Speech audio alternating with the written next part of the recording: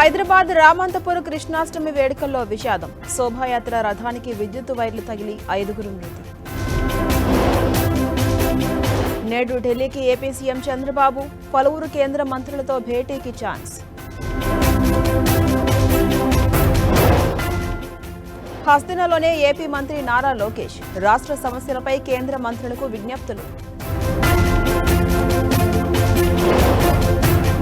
Police బందోబస్తుతో ఇవాళ తాడిపత్రికి పెద్దారెడ్డి, ఇబ్బందులు ఎదురైతే యాక్షన్ తీసుకోవాలన్న హైకోర్టు.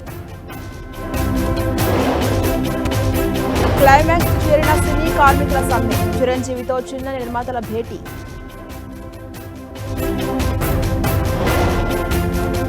యుక్రెయిన్ యుద్ధం ముగింపు దిశగా అడుగులు, నేడు వాషింగ్టన్ వేదికగా ట్రంప్తో జెలెన్స్కీ భేటీ. ఏపీలో దంచు కొడుతున్న వర్షాలు, 10 జిల్లాలకు రెడ్ అలర్ట్.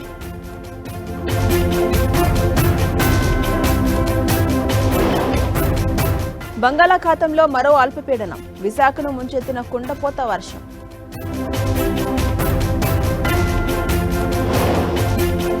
తెలంగాణలో ఇవాళ రేపు భారీ వర్షాలు, 3 జిల్లాలకు రెడ్ అలర్ట్.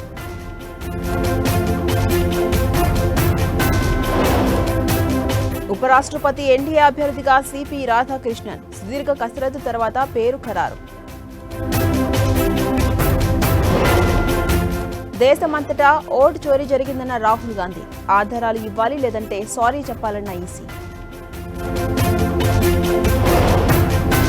అభివృద్ధిని చూసి తట్టుకోలేకపోతున్నారన్న ప్రధాని, ప్రతిపక్షాలు ప్రజలకు దూరంగా ఉన్నాయని విమర్శ.